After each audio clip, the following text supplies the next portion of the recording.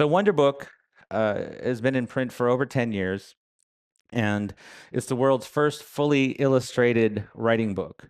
There's never been a general writing guide before that substituted full color diagrams and illustrations for some of the information you'd usually get just from the text of a writing book. It's also one of the only texts out there that's a general writing guide, and it's generally for beginners through intermediate and some advanced material that takes as examples basically non-realist fiction. So instead of, say, Faulkner being the example, Calvino or Borges is the example. And that's simply because when I was growing up and I was like into Kafka and stuff like that, every writing book that I ever saw that was a general writing book had just very traditional examples from very traditional writers in them. The book today is used by everyone from high school teachers who use certain of the diagrams to explain concepts to their students, all the way up through MFA programs and graduate programs in colleges in the US. I've had musicians and nonfiction writers tell me it's been useful as a creativity tool. The great thing about it is that my publisher, Abrams Image, has made it available for only $25, which I think is extraordinary for a 350-page full-color writing guide that could be considered a textbook. So I'm not asking you to buy it. You can certainly get enough context here, and you can also get context from wonderbooknow.com, which is an associated site that has writing exercises, and was actually created by this man right here in the front, Luis Rodriguez. Uh, so there's all this additional material that you can access for free.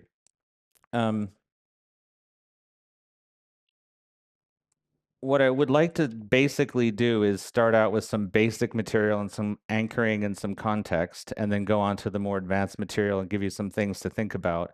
No matter what level of writer you are, you should find something in this to hopefully inspire you, or some information that you haven't heard before or you haven't heard expressed a certain way.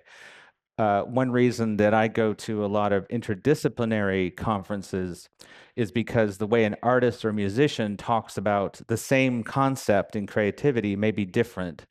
And just the way that it's expressed being different may give you some different insights. So the other thing that I often say is, even if you're an advanced writer, it's very important to every once in a while go back to the basics and re-examine them.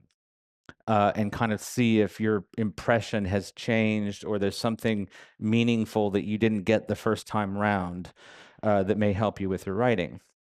So we're going to talk about beginnings and also endings, how you write scenes, and how all of this relates to characterization and other elements of story. And part of the way that I'm going to talk about this is to try to give you different entry points to those subjects. Every single one of you has a different way of looking at writing, a different entry point, a different way you think about character. So it's important to try to cover a lot of bases with regard to these subjects. So hopefully one slide or another speaks to you maybe more than it does to the person sitting next to you, but the person sitting next to you gets something out of a slide that you're like, your eyes are glazing over. But first, I wanted to preface that by talking a little bit about what it means to be a beginning, an intermediate, and an advanced writer, because I think there are sometimes some misconceptions, and especially for beginning writers out there, this may be useful. This is a very fanciful illustration, and I think I'll move over here for this. But when you're first starting out, what usually happens is you're very embryonic. You're just out of the sea, so to speak, and learning to live on land. You write fragments. You can't finish things. Characters fall off cliffs a lot. That's what happened to me with my stories. When I couldn't figure out how to finish them, I just simply, my character fell off a cliff, was pushed, jumped, whatever, depending on the kind of story. So I had 5 or 6 stories where I couldn't figure out what happened, so the character just literally fell off a cliff. You have trouble coming up with ideas, and we'll talk about that too, or we definitely can in the Q&A. You're too in love with adverbs and heroic speeches. I mean, that was me. You feel helpless, but you look at the crap being published and you say, one day I can do better than that. And then as you begin to transition to something approaching a professional writer or just more experience, you try a little bit of everything, right? You should be trying, as a beginning writer, all kinds of different ways to write, including, process. You may think you're a great writer in the morning, but maybe you're actually an evening writer. Maybe you write on the computer, but you should be writing longhand. You just have to experiment a lot when you're starting out. You have no control, right? Stylistically, from story to story, you can't control it. Like one story gets published, the other story doesn't. You have no idea why. But you can at least finish a story now. At least you know why the character is falling off the cliff, and it's right for the right for the story. Um, and you go back and forth between these leaps of ego and confidence, and these feelings of like, I'm never going to make it, I'm not any good. And that part never really changes, no matter what level you get to. Intermediate, I would say you begin to achieve control.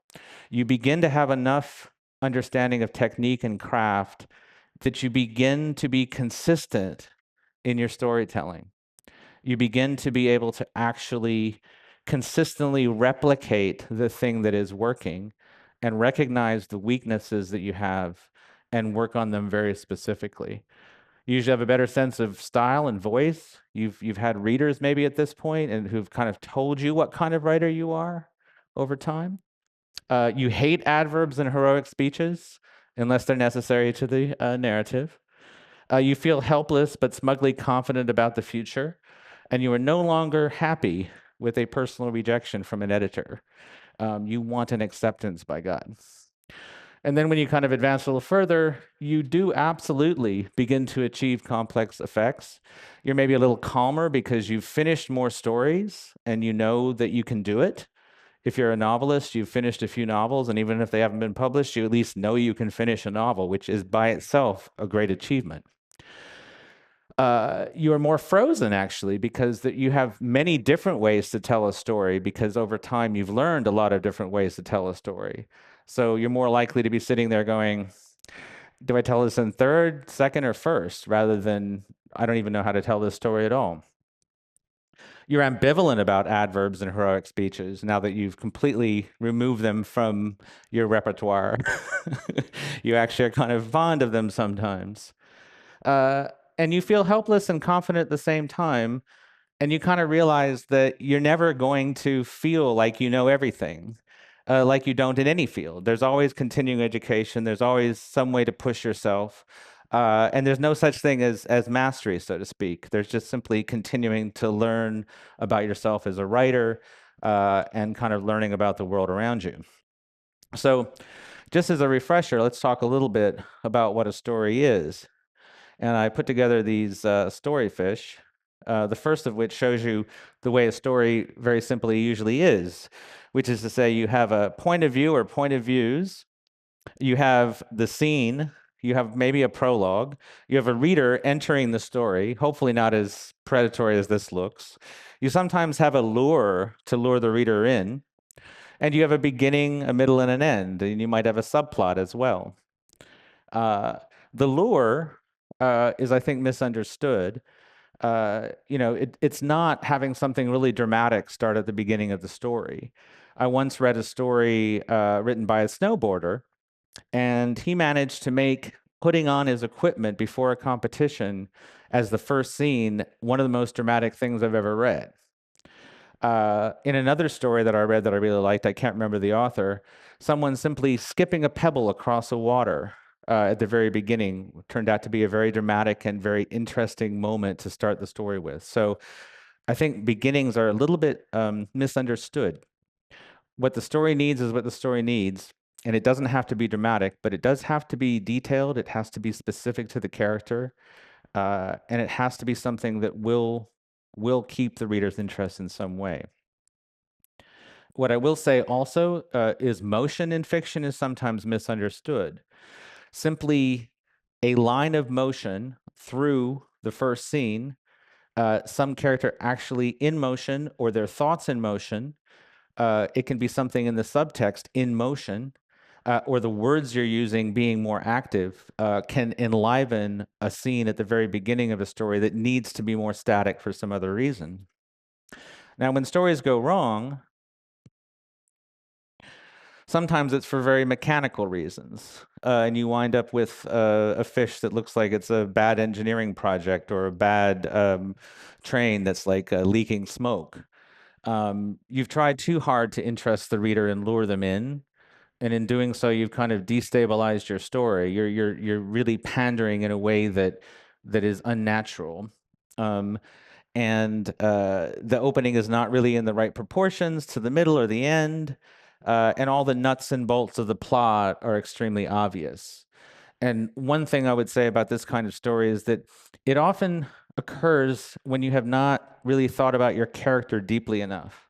Because if you thought about your character deeply enough, if you know your character well enough, and if you inhabit them to the point where the interiority for the reader is sufficient enough to kind of like bring them immersively into the moment, you usually, just by simply following the kind of the your gut reaction to that character and knowing what they would do in a situation, avoid imposing as the writer kind of an artificiality, because the character is kind of moving through you.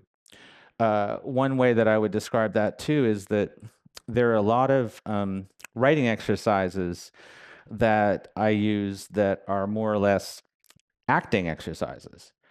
And so, for example, I will move through a day, let's say, with what I know of a character that I'm writing about. And I will basically kind of method act that character all day. And I'll pretend to be that character, not myself, which means I'm trying to notice things in the world that that character will notice, not things that I would notice, and vice versa. There'll be things that will be invisible to me that wouldn't. So, like, I have a great appreciation for nature. Any particular songbird that's out there, I am likely to notice. But the character I'm writing about may not care at all about trees, nature, or anything else. So, it's very important to kind of differentiate between your interests and the ones of your characters.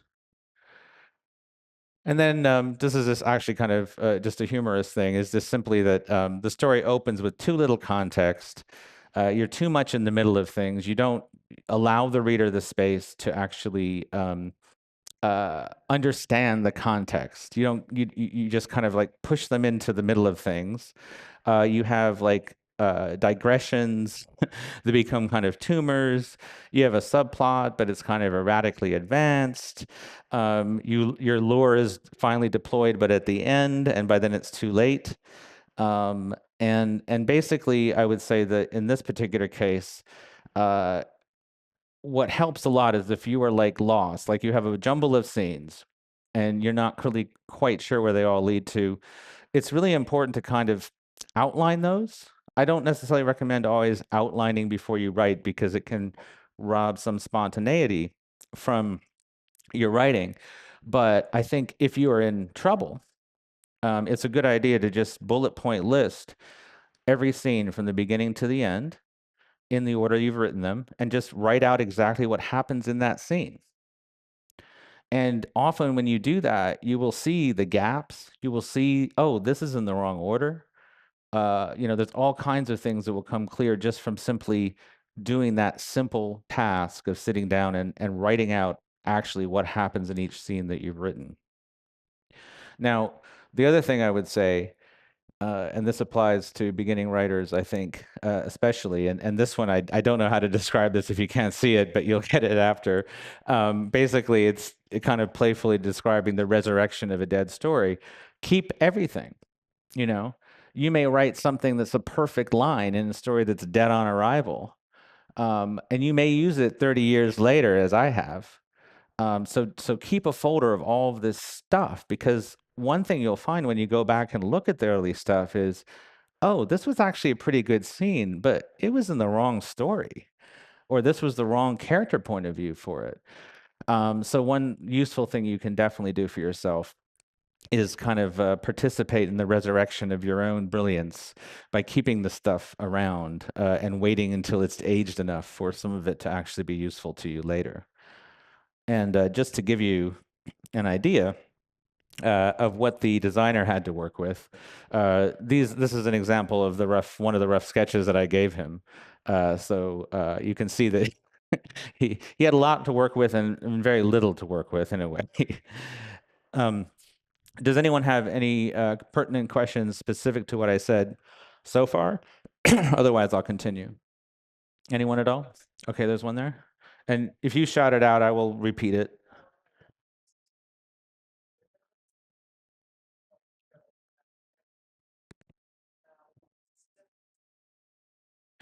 I think that sometimes what happens is you move characters around a board, so to speak.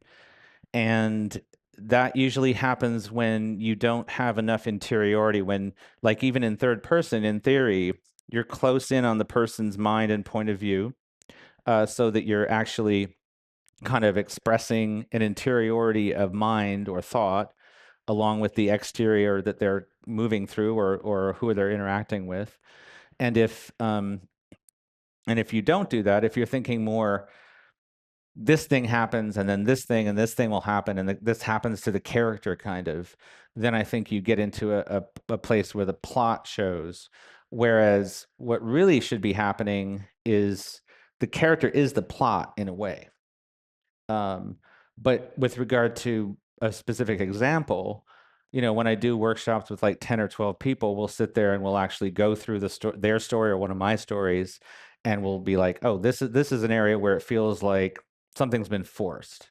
So basically what I'm talking about is something that has been forced. And we can come back to this in the questions later. Oh, yeah, you've got a mic. That's great. Yeah. I have a friend who doesn't write A friend? Yeah, sorry. Well spotted. Who doesn't write narratives from start to finish, but normally starts with a line, a fragment, and then writes from the middle out. It's a very inconvenient way to write because it's middle out. Would you suggest that this friend of mine should try writing linearly just to learn a new way of doing it, or is it okay? Does the friend finish stories? Yes. Okay, as long as the friends finish stories, it's just fine. One thing that I do, because I do tend to write in fragments, is I always have note cards with me. And I recommend note cards because I have laughed more than once cruelly at friends who type into their phone and then lose their notes later. But more importantly, if you have a note card, you can put the notes that you write or the scene fragments in story order very easily and then type them up. But basically, if you're the person where things kind of accrue in fragments, the main thing is that you work very diligently to always write down the thing that comes to you at that moment, because you're not going to be organized enough to put it in the right context later. So the only thing I would say is your friend might want to examine their process and see if there's other ways that they can kind of optimize that's a terrible business word, but how these fragments accrue. But it sounds like they're doing just fine if the stories come together. The other thing about it is there's never really anything wasted. You're not trying to be more efficient. You're trying to create a story that's interesting. And it's whatever process works for that. So it doesn't sound like there's actually a problem. But we can talk about it later if you still think there is. So I'll take some more questions after this next section, but I wanted to then talk a little bit about what actually is story, and what is structure. Structure to me is to some degree about what you dramatize and in what order, and what you emphasize and what you don't. So just to briefly go through these story dragons, there's two different ones here. They're both the character's day, right? So one is character gets up, gets dressed, has breakfast, goes out and fights a dragon, has lunch, fights giant fire-breathing wombats, has afternoon tea with friends, resharpens a sword, fights swarms of militant winged hamsters, showers and shaves, and has dinner with her boyfriend.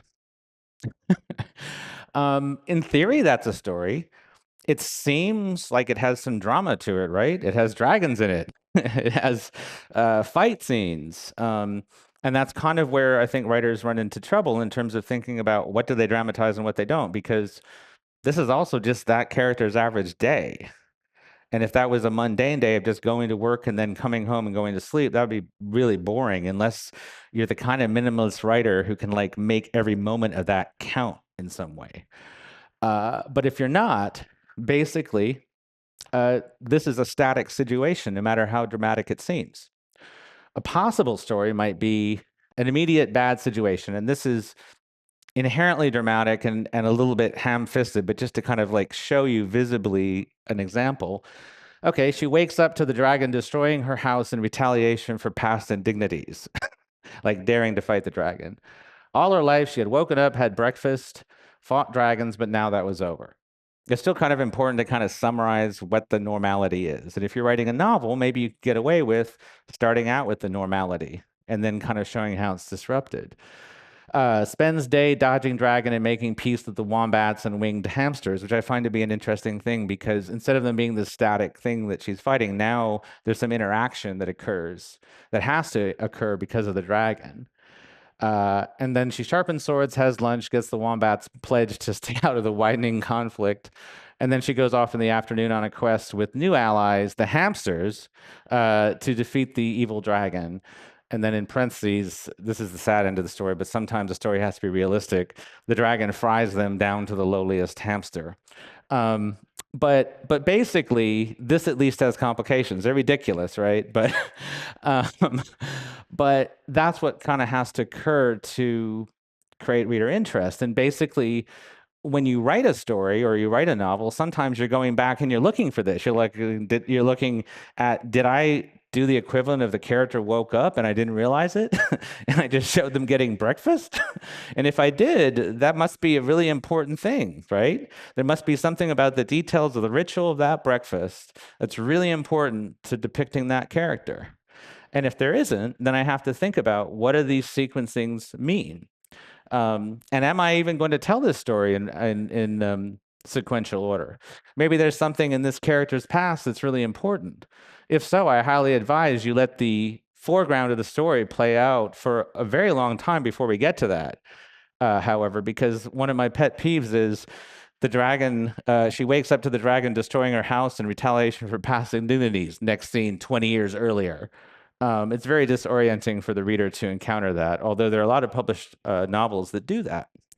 In fact, I once encountered a published novel where 4 or 5 times a character approaches a site or a scene, like say a church, and instead of getting the scene in the church in the foreground of the story, we got some flashback to some other time she was in a church, which I thought was very, very bizarre.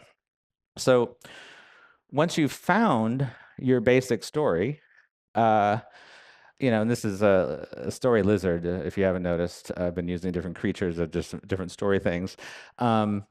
You're still molding it. You think, sometimes beginning writers, myself included, think, oh, this is where I started and this is where I ended in the first draft. So that's more or less what the story is. But really at that point, after you've written the rough draft, you have to ask yourself, what exactly is the story? It's like it's like clay to some extent. You're still forming it. You're still leaving things out. You're experimenting. So the structure of the story displayed here, in a sense, mimics the structure of individual scenes, in that the scenes too have moments of more or less interest, moments where they're quieter and louder. And you have this rising action. This is kind of meant to parody the usual thing you've probably seen, where story has this flat beginning and then rising action and some kind of dying fall. But where does the story start and where does it end? Is the beginning actually in the tale? Is there something in the history of the characters that's really important? Does it go on well beyond where you ended the story? So basically what you should probably be doing in the editing phase is you should be asking yourself, what happened in this character's life before I get to this point? What's going to happen after? And have I started the story where it should be for the themes and everything else that I'm trying to convey? Or does it start a little earlier? Does it start a little later? Usually, I would say that you can usually find a place later that you can start the story. That's usually the common flaw. And that there's something that just was like the startup, like you getting up to speed in what you wrote at the beginning. Not always the case, and then in thinking about how far you want to go, there are stories that are more traditional, more experimental. Pacing-wise, it may make a difference. There was a story I was writing where I thought I got to the end, and then I was like, oh, that's not nearly the worst thing that happens to this this character. And I literally have this additional material to write, like another 10, 20 pages. So really it's just like testing exactly, and thinking about what a life is in relation to your narrative, because everyone's life is going to be longer than the story that you're telling about them. So what portion of it you're putting in is kind of important. So another way of thinking about this is through character arcs. And I'll again summarize it for those of you who can't see it. Where does the character start and where does the character end up? And this is not cribbed, but kind of riffing off of a Vonnegut diagram. And sometimes, just so you know, I think there's two things. There's the story arc and there's the character arc. And sometimes they're the same thing, sometimes they aren't. And sometimes they aren't the same thing because the character is acted on by outside forces. I wrote a novel once that was a 60-year history of a city, and the characters being caught up in the history of, you know, the events that are happening. They had very little agency. There's a lot of power at the top that was kind of like forcing them into certain situations. So the history of the city was kind of the story arc, and then you had these character arcs running through it. But, you know, this is one example is Frodo in the Lord of the Rings, who wins but at great cost.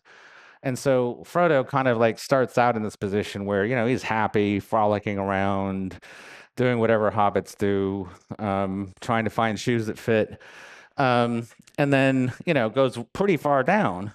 But at the end, you know, you can say that he doesn't ever get back up here, right? Frodo's still, he's kind of contented, but he's lost a measure of happiness and wealth. I'm assuming wealth. I don't know how much Frodo had in the bank, but definitely doesn't seem like he has as much at the end. And he has a lot of clothing to replace because he seems to be like have a lot of tatters of clothing while, you know, he's fighting Shelob and stuff. And then there's a book by Amos Tutuola, where our protagonist encounters many phantasmagorical creatures. And so it's kind of up and down and up and down. And at the end of the day, despite all the horrible and weird things that happen, the character suffers reversals of fortune, but regains the prior status.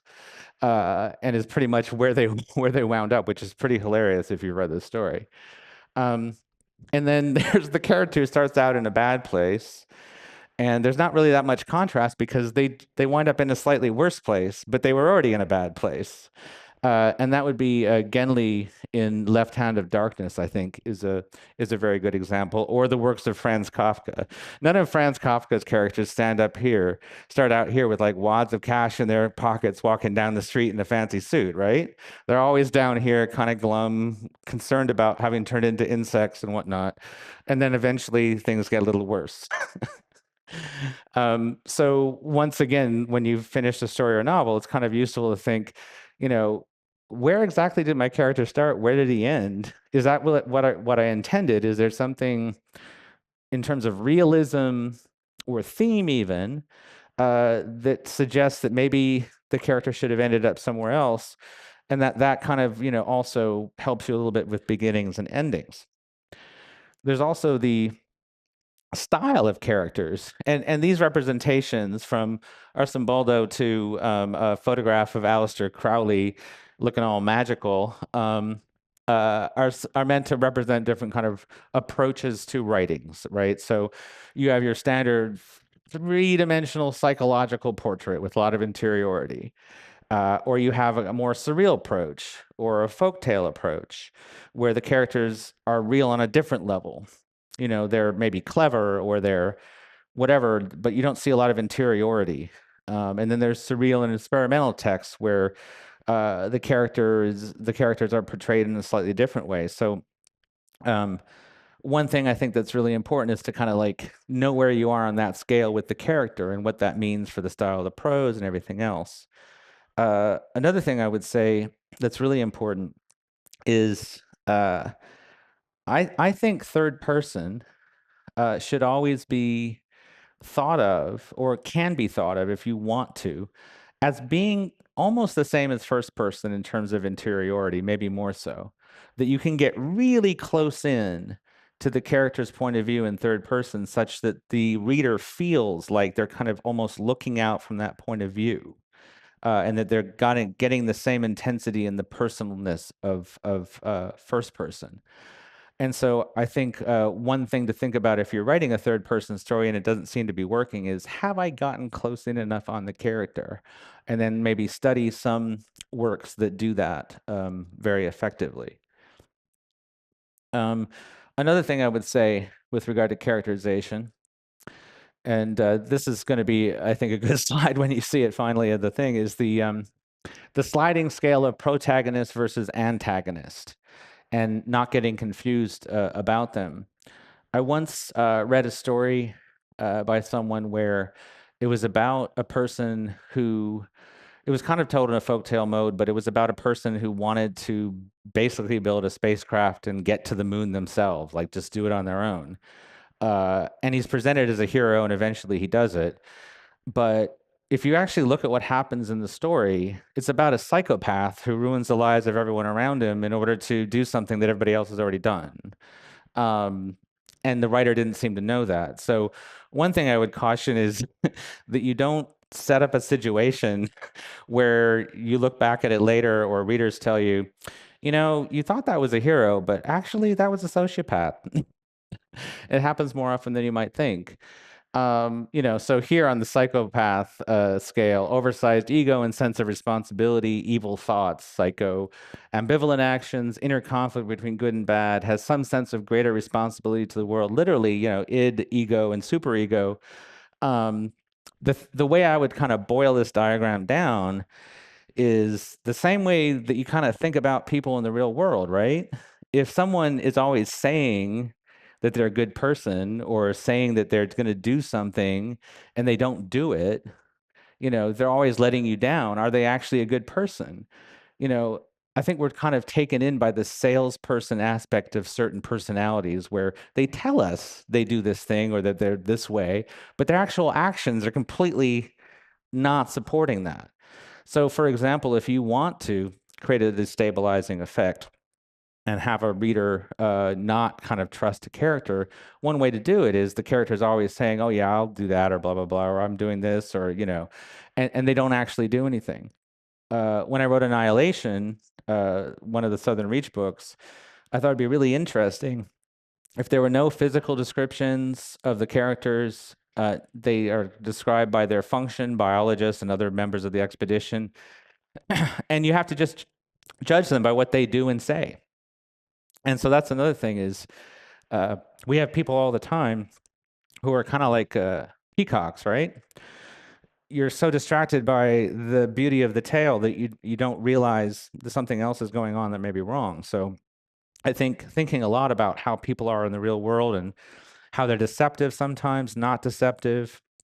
Thinking also about how people are open and not open is really important. Le Carre has a great scene with spies where one spy is saying to the other, excuse me, not saying, excuse me, is saying, well, is he a sharer or a hoarder? And what they mean is, in trying to turn this other person into a mole or another spy, are they someone that when you meet them, they share all this personal information off the bat, or do they like hold things close? So another thing with regard to characterization is thinking about whether your character is the kind of person who literally, if you meet him at first, will share a whole lot of personal information or not. Kind of parallel to that, one good exercise to kind of know a character if you don't actually, if you're kind of having trouble, is with all the detail that you do know about the character, ask a friend to meet you at a coffee shop and have the friend pretend like you're the character and you role play that character and like they're just meeting for the first time. And then you'll find that you will wind up answering questions from your friend in the role of the character that leads you to know more about that character, because you'll have to answer things or have conversation beyond what you actually know about the person that you're writing about. There's another kind of more in the acting area in terms of exercises. And I think it's actually very good to study acting stage exercises and use them in creative writing. So Another thing, and these are all illustrations from Granville, a 18th century French illustrator. Yeah, excuse me, my voice is going a little bit. I've been on the road since October 12th. One thing you can also do if you're stuck, and this is if your characters seem, not quite working, or if the story doesn't, is do what I call a character circle, which you put all your main characters in this circle, and then you draw lines between them for the connections. This person is related to this person. These people were rivals in college. They're dating and they work together. These two are mortal enemies. And when you finish doing that, you may find that you have characters that have no connection whatsoever. And they might not need to have a connection, but in imagining that connection, you might find out something about your story. In one workshop, I asked this woman, she was concerned about how the story just seemed to have no anchor. I said, well, in that first scene where she goes to this magic shop and she asks for this magic thing and she gets it, is it possible she knows the owner already? Do they have a history? And she was like, oh God, they do. The owner doesn't like her at all. They actually knew each other, like they had some falling out 10 years ago. So if she went into the shop, she would like tell her to get out. And that created a complication right there that she hadn't thought of before, just by thinking about a different connection between the characters. I find this to be highly effective for novels and short stories. And also you may find that you have too many connections between two, different characters in such a way where it's like, oh, I actually need to simplify this story. These two people don't know each other. They don't have this interaction because it's just too much. There's too much going on. Excuse me. Any questions to date? And does anyone have a cough drop? All right, question. I'll take a question from someone who hasn't asked a question. And then one in the back. And then we'll go on. Yeah, I'll take your question at the end then. So I have a question because you had mentioned sort of the protagonist-antagonist line. Because I've heard sometimes people say when it comes to a protagonist in a story, they don't necessarily have to be sort of the hero or the virtue sort of thing. And I wonder how that sort of fits with that idea of protagonist and antagonist, if it makes sense. Like, again, it's like, in a story, why should I root for a character even if they are a horrible person? How should wait? Say it again. Restate it for me. How should I, in a way, root for and sort of root for or support? Yeah. Again, it really depends on the kind of writer you are. So some writers, I think, just write characters that are kind of inherently have kind of a moral or ethical baseline. Some writers are very interested in portraying amoral characters. I think the main thing is that the character has to be interesting. They can't be boring. And you don't necessarily have to root for them, but sometimes there's a fascination there at a level where you don't feel like you're dirty for liking them. So, for example, Elizabeth Hand has a detective series, and in the very first scene, the detective gets something from a convenience store, and she notices that the prior person has left their car keys on the counter. She takes the car keys and she goes out into the parking lot. And instead of giving them to the person whose car it is, who's looking for them, she goes to a corner of the parking lot and she buries them under a rock and drives off. Now, is that evil? It's not really evil, but it's not a great thing for someone to do. But it's such an interesting thing for this character to do that you're instantly mesmerized and you want to read more about who this person is. So I would say, if you're at the level of somebody who's doing really horrible acts, then it's kind of important that even if you're inhabiting that character, that you're writing that person. But there's levels well below that, because we're all, depending on whether we have a bad day or not, jerks, right? Nobody in this room has not done something jerky at some point. Raise your hand if you've never done anything jerky. Oh, we have one. Oh, okay, got it. Yeah. So I don't know if that answers your question, but if it doesn't, we can come back to it in the Q&A. And then I'm going to ask you to hold your question to the end, just because I think we're running out of time just a little bit. I want to get to the Q&A.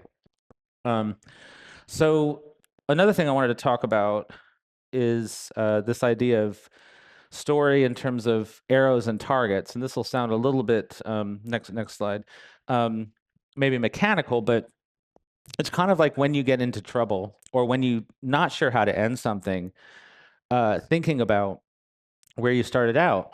So, this idea of the ending is kind of implied by the beginning and the stakes you set up.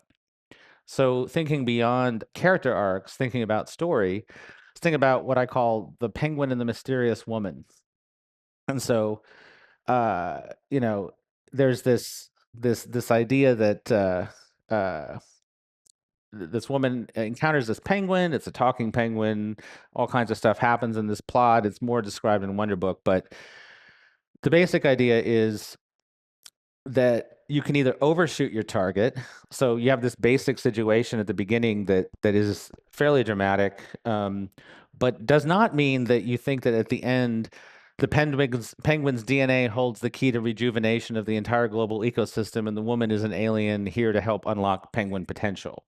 Like if that's your ending, then you have overshot your target. Like that's not what the reader was expecting, but not in a good way.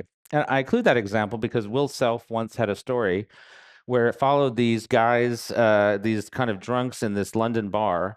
And it seems like a great character story, like you're really getting into it.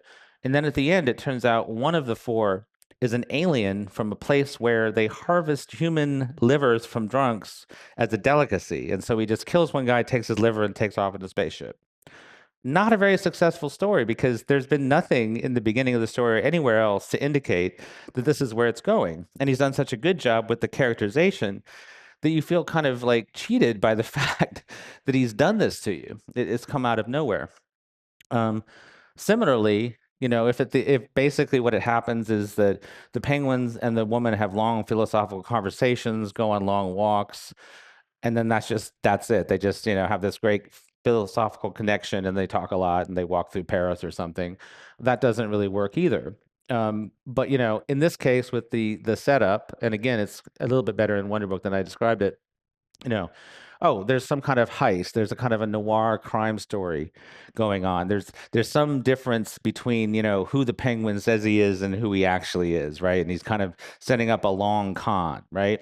So, that in this particular situation works better to like the beginning of the expectations, them meeting in this cafe, leads better to that than it does to either one of these other things. Because in this scenario where they're walking along, nothing has happened. So again, it has to really resonate on some level. Those conversations that they have to be so top notch that you don't care that nothing else is happening. So that's another thing, is when there's no movement in a plot, the moment on the page has to be so well written and so interesting. And the characters themselves have to have such insight on the world or be so dynamic or so wrong about the world that you'll actually still care. And then next slide. So I call this airship disaster. And basically, I wanted to kind of talk about how a dramatic scene itself still requires some kind of editing in order to make it work, and that there's always decisions to be made. So similarly, George R.R. Martin has a lot of battle scenes in his fiction, right? He has a lot of action scenes, but he doesn't do them all the same way. So I think in the first book, he has one where it's actually in the middle of the battle and you see all of it. Then there's one where someone watches a battle from a distant hillside. And then later there's a battle scene where a courier comes and tells them what happened in the battle. Okay. And the reason for that, first of all, is that an action scene is not itself inherently dramatic, and any scene that's repeated over and over again winds up being repetitive, being boring to some degree. The reader adjusts to seeing it. This could apply as well to, you have a story where a character enters a boardroom and has a conversation with a character, enters a church, has a conversation with a character, and the next scene is in a mall having this kind of the same scene, the same space, the same kind of thing. So it doesn't matter whether it's action, not action, or anything else. You kind of need to vary things. You need to know where to kind of cut or cut away. So in this particular scenario with the airship disaster, let's say you're going to dramatize that. None of us are probably going to dramatize that, but it's easy to explain. So you have a deepening context that you need to sometimes give the reader. Then you have the actual thing that happens. The airship explodes. Then you have the dying fall afterwards, the implications of the actions, or some kind of cliffhanger. But in actual fact, you can cut this scene any way you want. You can cut it the core event. You can literally just show it blowing up and then cut, and you can cut to anything you want at that point. Whenever you have a dramatic moment that you portray in a story or a novel, that holds the reader's interest enough that you can cut to any point in the future you want to, almost, or to anything. You can reset to whatever you want. You can reset to one of the characters involved having a memory that's relevant. That's the point at which you can do it, because the reader is waiting to find out what happened after, but they're willing to be held and find out something different before that because of the fact you've set that up. You can play out the full implications of the scene. You can hold the scene through the event and immediate aftermath and then cut away.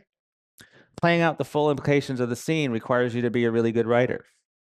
Sometimes writers learn their weaknesses such that they don't dramatize certain things because they're not good at it. If you're not good at battle scenes, but you need to write one, maybe a courier walks up to a king and tells him what happened, and you don't describe the scene.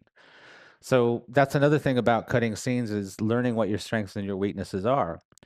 In The Goldfinch, the writer of that book has a scene at the beginning with an explosion in a museum. She holds that scene from the moment the kid, I think, enters the museum until after the explosion and the aftermath. That requires an incredibly skilled writer to just basically, in film terms, just like basically one take, one progression of a scene. Anytime you do that, you have to be really, really good with the details. But it also depends on what is dramatic for the character. Maybe the character, the airship itself, is the explosion is not the important part. And another way of putting that is, in my novel Authority, you have a bureaucrat who runs a secret agency, who reports to someone who shouts at him all the time. He has to go to all these meetings in the secret agency that, in theory, are dramatic. But in my novel, he's always walking to the meeting, and then we cut. And later, we learn what happened in the meeting when he's telling it to his superior. And the reason is that for him, the tension isn't in what he's going to learn in the meeting. It's in having to report to the guy above him who's always yelling at him and might take his job. So it's always the moment of most tension for the character, which may not be the most dramatic thing in the scene. And I think the next slide we're going to actually skip. So let's take a kind of give some examples of a couple of atypical stories in terms of rising tension. So Angela Carter has a story called The Fall River Axe Murders. And it's an interesting story because if you know the Lizzie Borden story about how she chopped up her own home family, Angela Carter uses the fact that a lot of people know this to not show it. So it's basically the last day before the murders from Lizzie Borden's perspective. And there's this incredible tension because you know what's going to happen. But Angela Carter also knows you know what's going to happen, so why show it? So it ends with Borden waking up the day that she's going to actually kill the rest of the family. And it's an incredibly interesting story psychologically. You got all this interaction with the family, but she doesn't need to show it. The rising tension is just, it's just literally like this throughout and then ends. And the reader fills in what happens next. And that's a really interesting effect too, where you can leave something out, but because you can be aware of a reader's expectation of what's going to be there, they will fill it in for you. And sometimes that's more effective. Then there's what I call the revolving orbit story. Nabokov has this great story called The Leonardo, which I highly recommend that you study. And here I portrayed it as a planet with moons kind of revolving around it. So these thieves are kind of thrown for a loop when this very mysterious guy moves into their apartment complex. And he doesn't tell them anything about himself. And they kind of like make up stuff about him. They're obsessed because they can't find out anything about him. And eventually, after he leaves, they discover that he was a forger of paintings. And they've all been fooled by him on various levels, and kind of like he's conned them. And the whole story, the whole plot is just basically the stranger comes into this apartment complex and everyone is simply thrown off by the fact that he won't reveal anything about himself. No matter what they do, even when they kind of intimidate him, when they kind of bully him in the hallways, he just ignores them. It's a really interesting story for that reason, because it's literally these people in the orbit of another character who just refuses to reveal anything about himself. And that's the entire structure of the story. I think we'll skip this next slide too at this point because I want to get your questions. And we'll skip this too because you'll see it in the actual thing. So we'll get to these final lines, but I did want to talk about a novel called Finch. So yeah, go back. Sorry, go back one more. Yeah, that one. So in this novel I wrote called Finch, I had this real dilemma. I had a lot of characters to introduce. And I had a very bizarre situation in an imaginary city with a murder of someone who's not human, and a human detective who is answering to these kind of subterranean beings that have come up above ground and kind of taken over the city. And I was like, well, how do I actually do this? And I was like, okay, well, where's the most tension? Again, I've got a character in this Detective Finch who's been called to the scene, who hates his job. He hates that basically he has these overlords to answer to that he doesn't even want to do the job for, because he's basically working against human beings to work for them. So the point of tension is he's at this apartment door, and he's just stopped there because he doesn't want to go beyond to see what's happened. Once he goes beyond, there's a guy waiting for him in the corridor. And you are introduced to the guy in the corridor, and he leads him to the murder victim. And once you see the murder victim in this other separate space, you've basically had a scene where it's been compartmentalized by the space he's moving through so that you don't immediately see everything at once. And you get just enough of a context that it's not Earth or it's not our reality, that you're not then surprised when, to kind of cleanse himself of the very weird murder scene, he steps out on the balcony and you see the whole city spread out before him.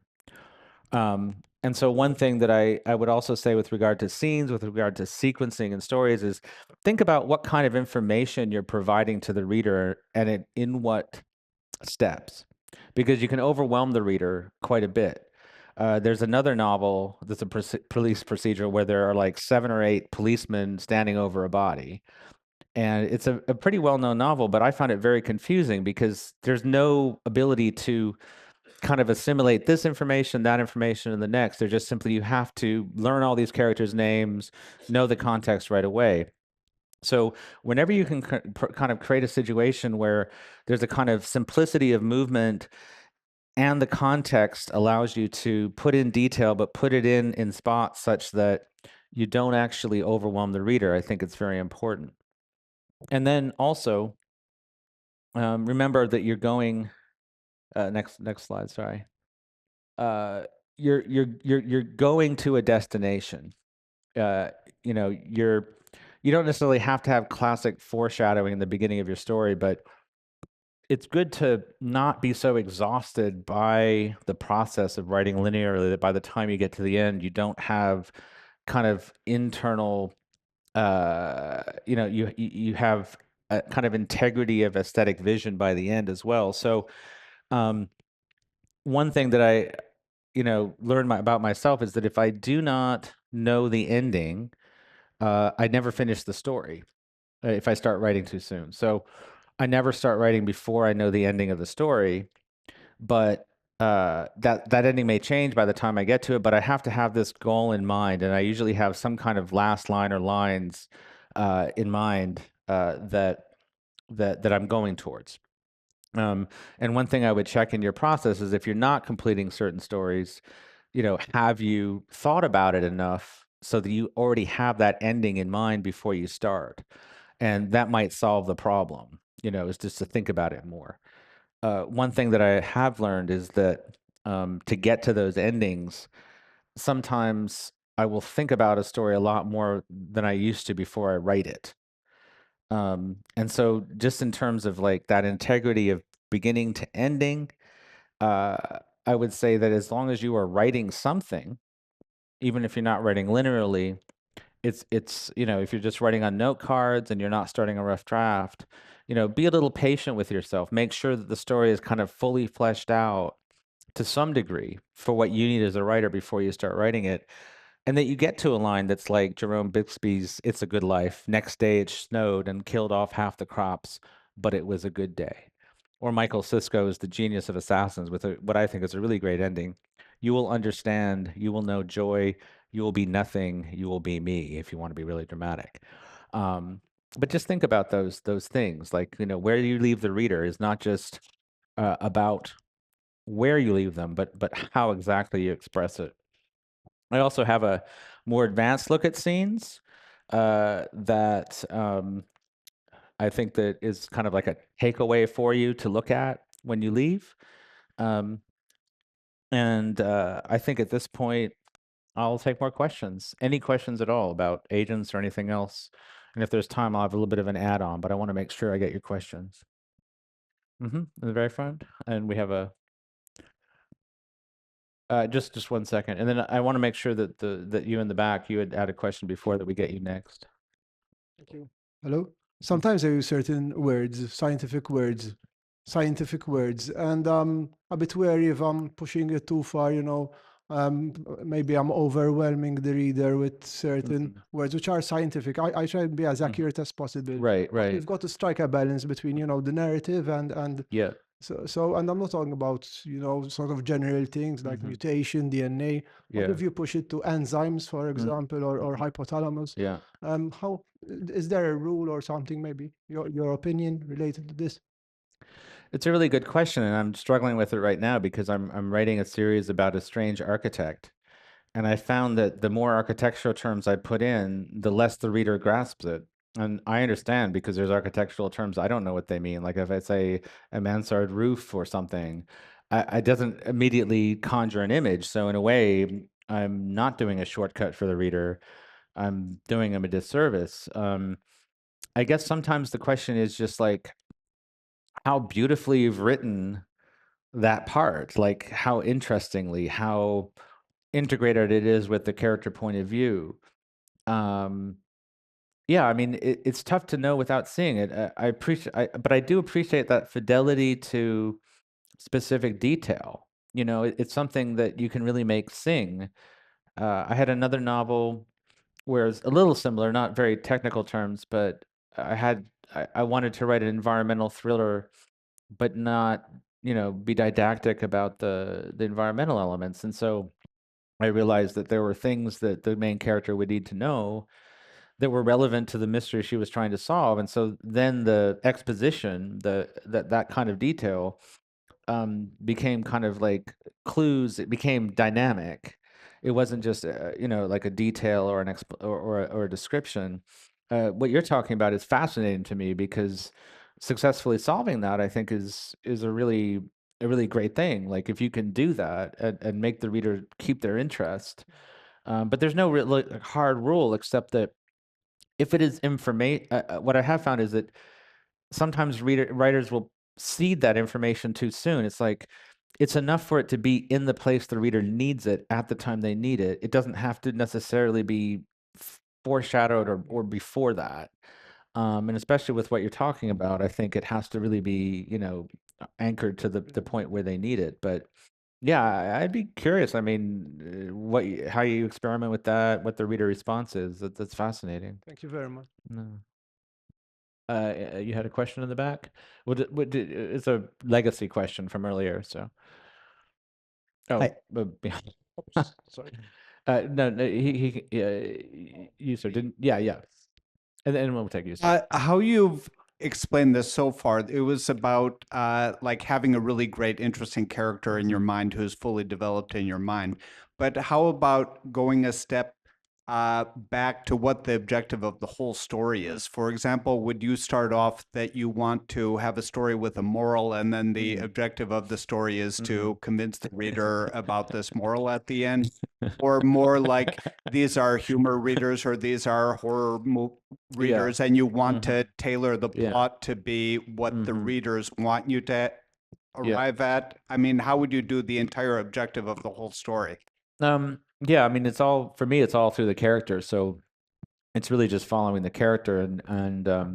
But what I would say is that after I finish the draft, I will say to myself, if I'm employing any kind of like tropes or story arcs that are familiar, and sometimes I do, sometimes I don't, if it does have horror elements, what is the reader going to expect from this?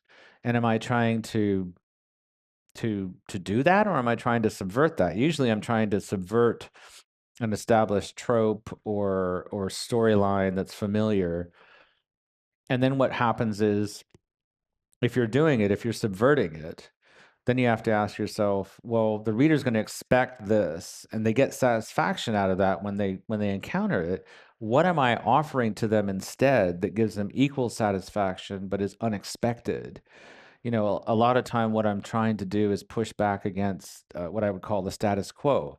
I don't like stories where everything returns to normal, that kind of thing. I don't like to reinforce that idea, because I don't think that really happens in real life a lot, So yes, I will think about those things, but it still is basically following the character, being true to the character, and then secondarily thinking about those things. So it's like an extra pass, maybe. Never any moral stuff, though. No, never what the moral of the story is. But that's also a question of writer strengths and weaknesses. For me, theme tends to be pretty strong, like it's in there embedded already. I don't have to think about drawing it out or anything like that. And then a question right in front. Yeah. Hi. So I've only written and published short stories. I've tried to write novels and they fall flat. Is it viable? It's what I enjoy also. Is it viable to just be a short story writer and get short story collections published, not just short stories in collections? Yeah. And is it good for one's development? Yeah, I mean, I think that they're two separate animals, just like a poet and a novelist are not the same. I write short stories, but I think my strength is as a novelist. They're two different art forms, and it may just take longer to develop the other one. The other thing I would say is that if you ever, just kind of organically come up with what you might call a story cycle, about the same characters, across different stories, or minor character in one is a major in the other, I think there's a real power to kind of like the collected stories of that particular situation. And sometimes that will anchor the reader a little bit more than a story collection that's just on theme or something. But I think the answer is simply the thing that's most personal to you is what you should write, whatever the form is. I learned to write novels because I just started writing things longer and longer, kind of gradually. I didn't try to write a novel initially. I just kept having ideas that didn't quite fit into a story category or anything. So it's a good question, though. I know a lot of short story writers who worry about it quite a bit.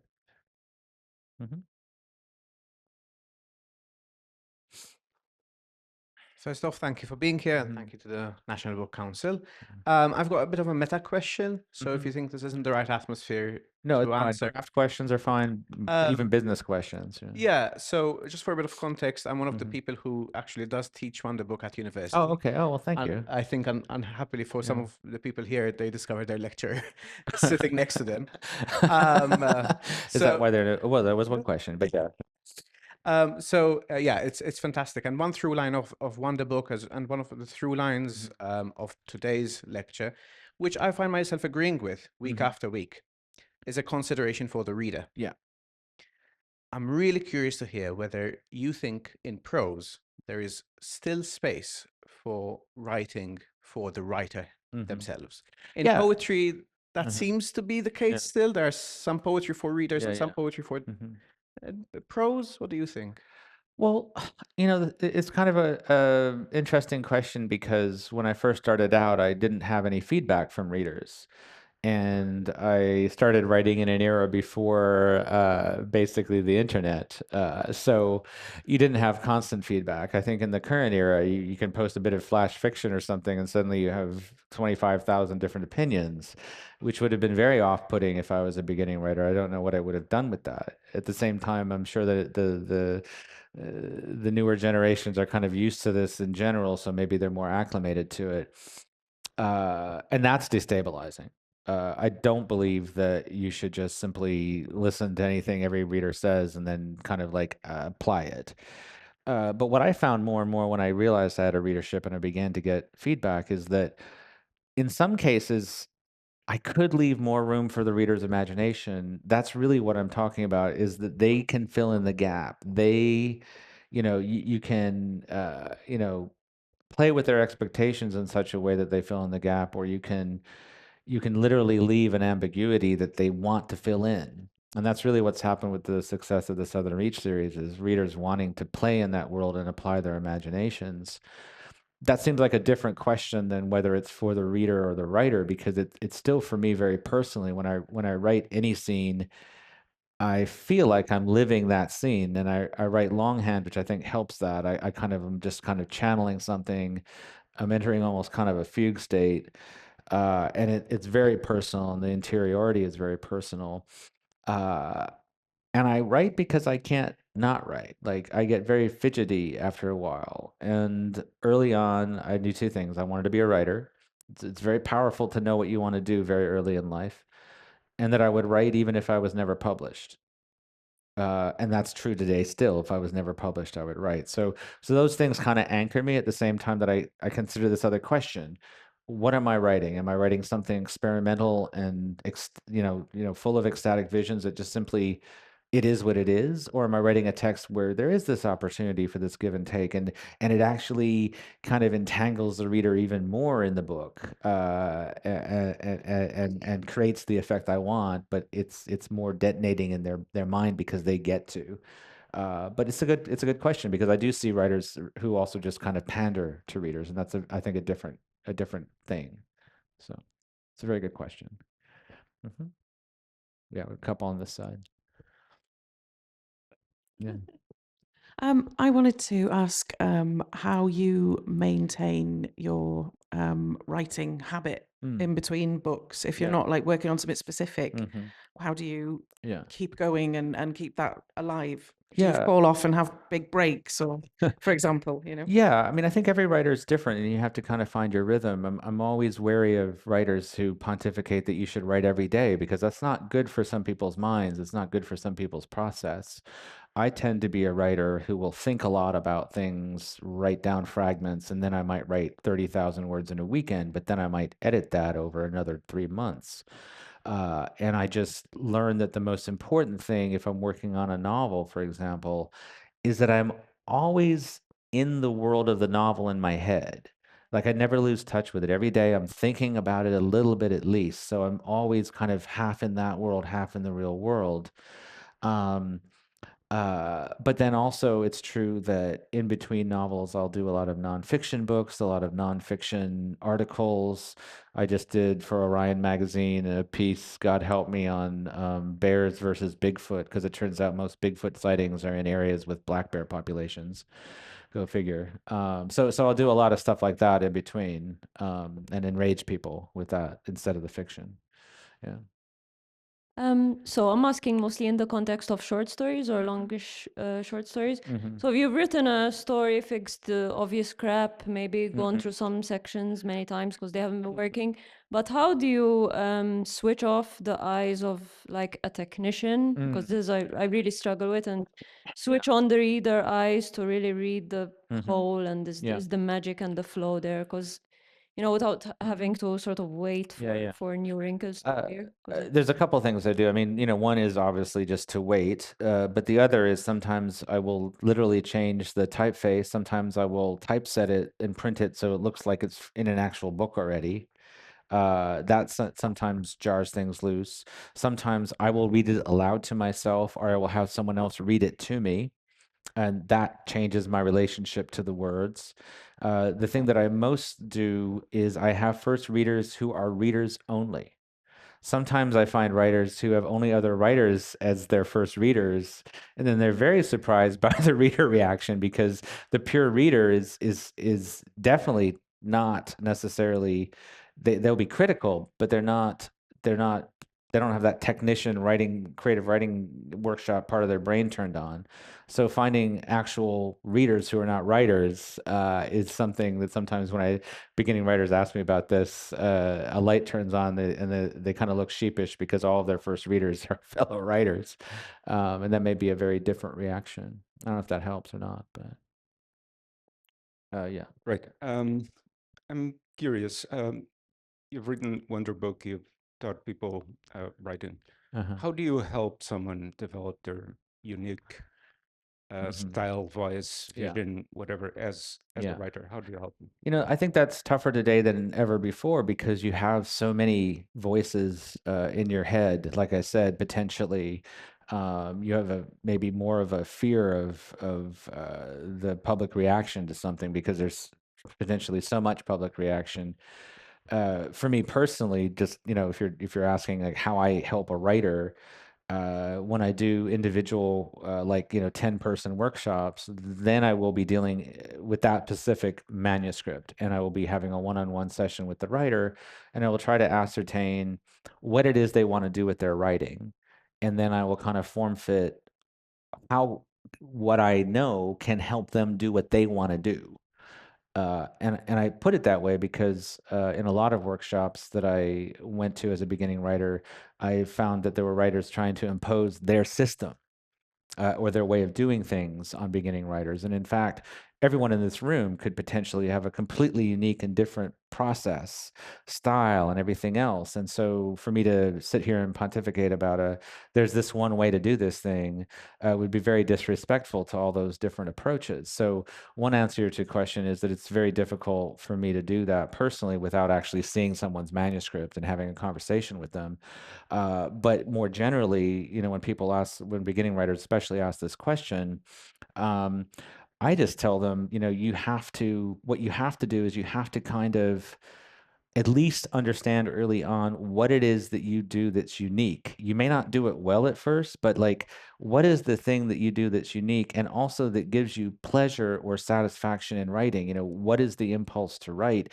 And then don't abandon that. No matter what kind of feedback you get, if it goes against what you've kind of ascertained are your core strengths, the thing that's personal to you that you like to do, then make sure that you apply comments that are trying to support that they may say, oh, you do this poorly, and here's how you can fix it, but that they're supporting the thing you want to do. They're not trying to impose a system on you, if that makes any sense. And also in the publishing context, the publishing world is in such flux and has been for a while, that even though you can actually still make a career out of writing, it's very important to do what's personal and what you love to do and what interests you, because chasing fads and chasing the market and trying to figure out what publishers want is kind of a losing game anyway, because it changes so quickly. So it just needs to be something that you at least also get personal satisfaction from, I think. More questions? Yeah.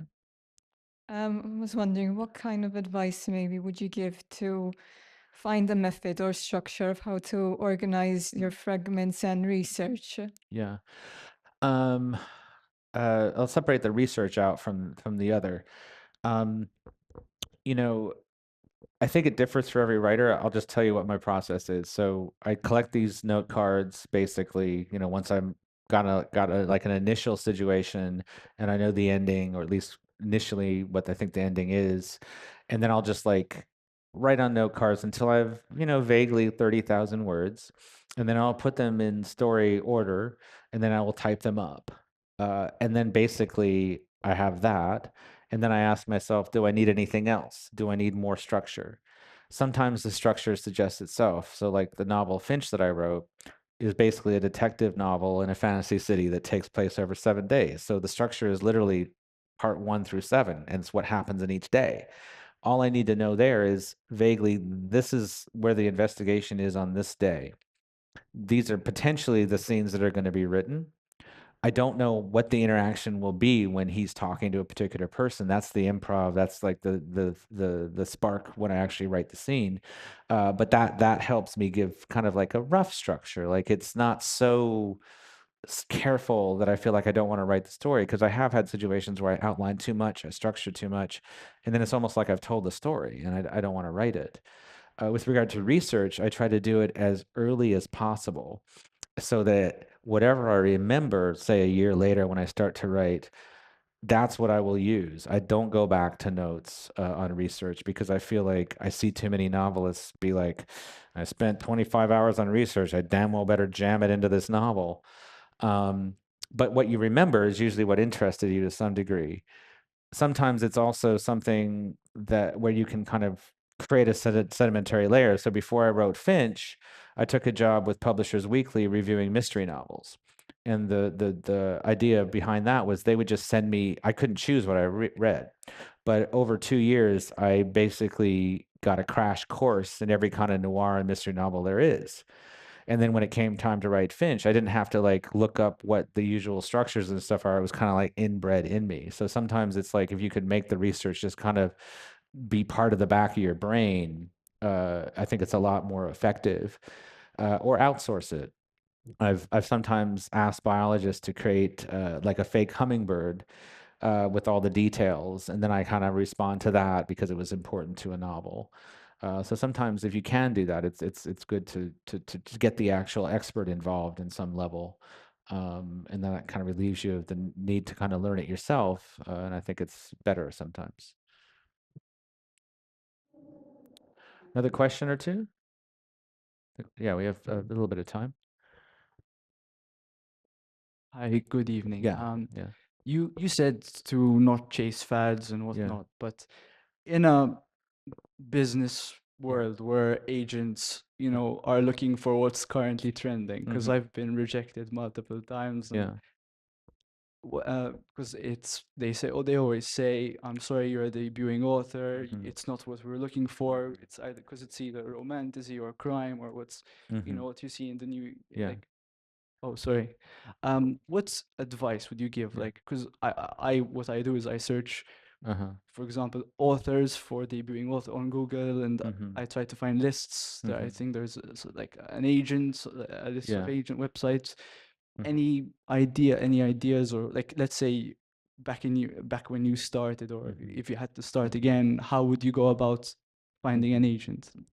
Well, I mean, and it sounds like you may have done this, but in terms of finding an agent, what I did is I basically looked at authors that were doing things I thought were a little like what I did, or that I really respected, and also like I respected the arc of their career, which is partially defined by how an agent positions you. And I asked them if they liked their agent and if they would, recommend them to me. And then eventually sent out query letters and stuff to those agents and got one. I think sometimes it's also how you position the manuscript. Yeah, I mean, it can be a tough process, and sometimes this other thing happens where you might not get an agent. You might get a publishing contract for a book, and then you get the agent. You go to the agent and you say, well, I just sold this book to so and so, I need an agent to negotiate the contract. So continue to go through your agent searches. Don't get too discouraged by it. It's not the only way to get published. And then if it doesn't pan out, again, don't get discouraged. Just simply start submitting to those publishers that allow direct submission, and then kind of reverse engineer getting an agent from that. The other thing about agents is they work for you. And the one thing I didn't understand early on is that they work for you, because beginning writers are often desperate to get an agent. And you need somebody that you will be proud that they're representing you. There was one agent I was going to go with, and they seemed perfectly fine in email. In person, they had terribly unprofessional business communication, and they weren't someone that I wanted to be my proxy. So there's all these other considerations too. Don't just go with the first agent. And more widely, the more that you can think strategically about your career and think, oh, I'm not going into gymnastics, I will still be a writer when I'm 80, the more you will make decisions that will help you in the long term, as opposed to decisions that you make tactically because you think, I'm desperate to get published, or I have to do this or that or the other now. It can be a definite problem psychologically to kind of hold out for something better, but sometimes you need to. Hi. Thank you for the talk. So this question is kind of sparked by an observation about a couple of things a couple of examples you gave in your talk. So not to take this wrong way, but so you gave two examples. One, I think, from the bureaucrat and authority, and the other from the detective in Finch, where in both cases, as you said, the drama came from the character reporting to their superiors, to a superior who they hate or are they afraid of or something. Right.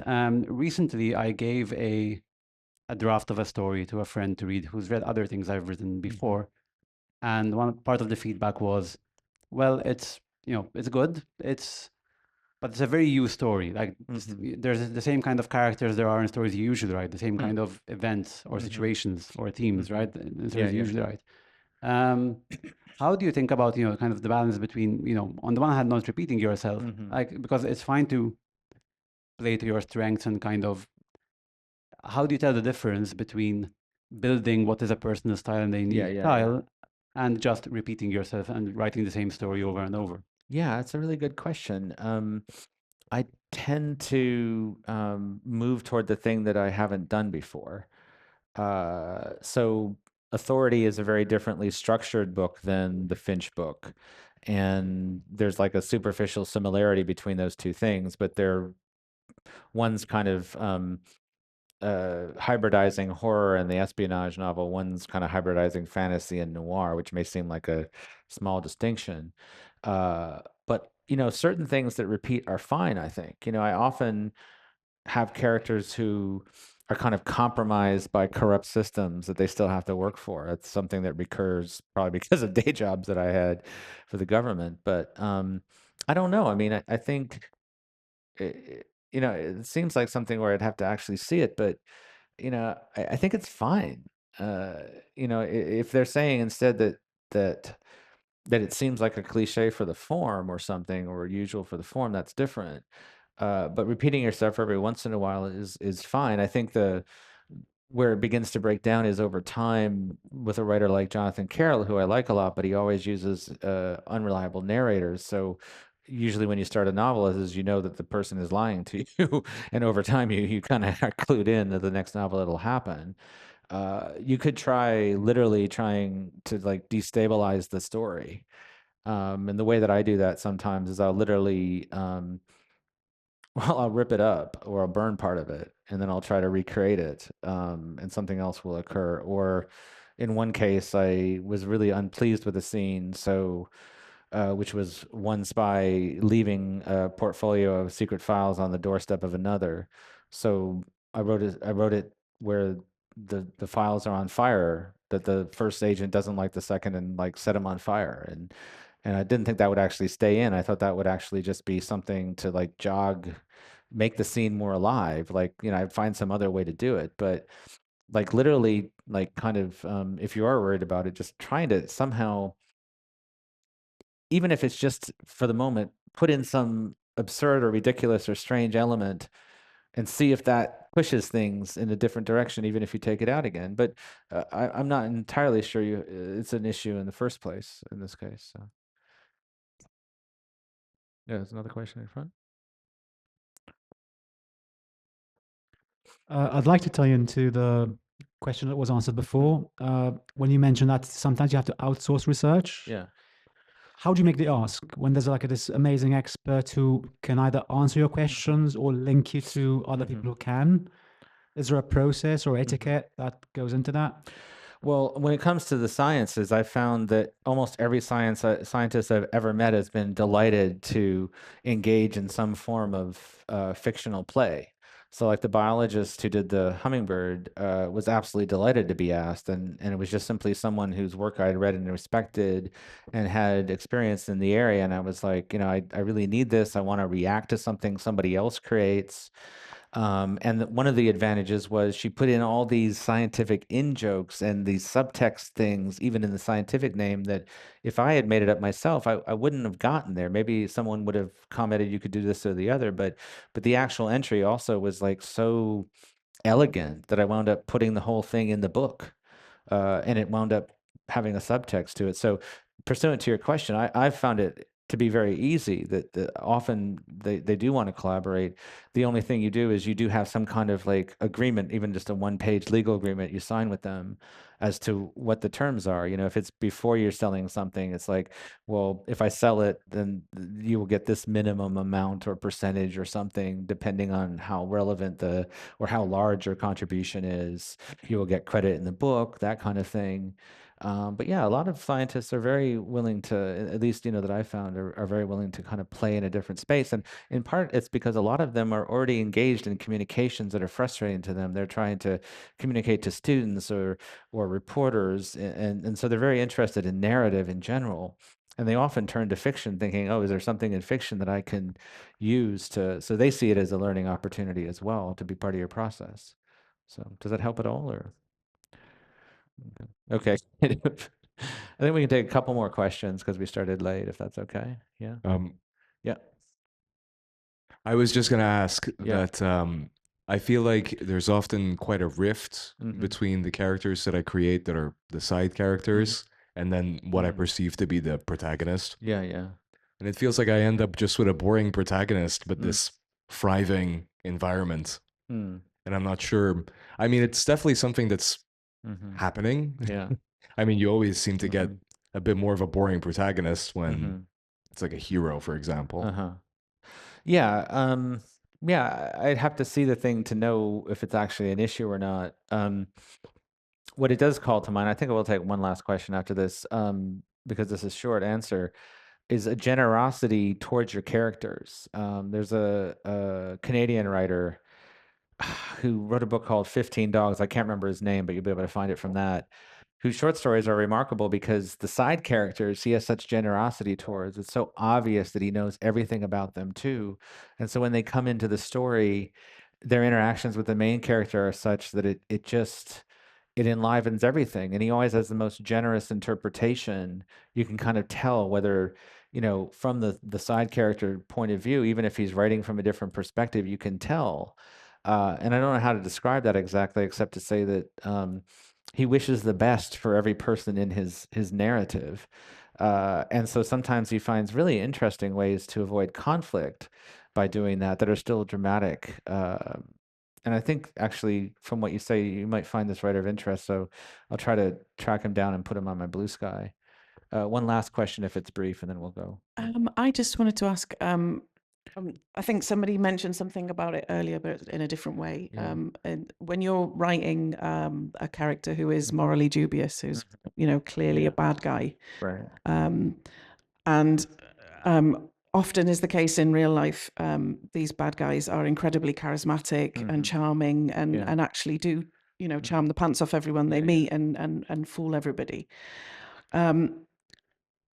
Obviously, you probably want to get elements of that side of them in there, but how do you, I don't know how much you've done this yourself, but how do you find that balance where you don't glorify them by showing their charm and their talent in whatever area, and still, you know, still obviously letting them be the bad guy, but also giving them that human side and that bit which we all have, which is good, even when we're awful. Yeah, I think that there's definitely people in the real world right now that seem like caricatures, right?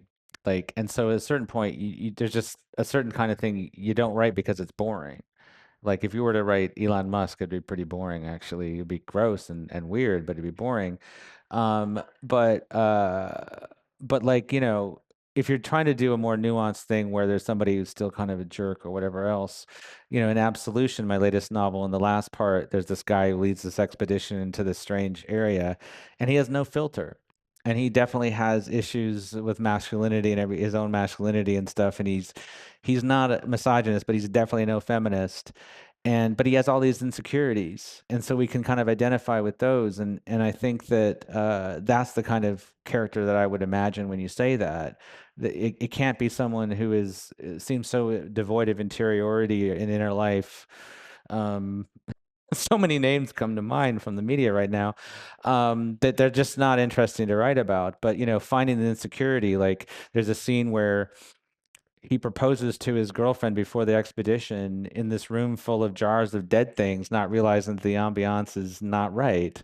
And he has this anxiety about wearing the suit they have to wear to go across the border, that leads him to take these experimental drugs that mean he's dropping the F-bomb all the time.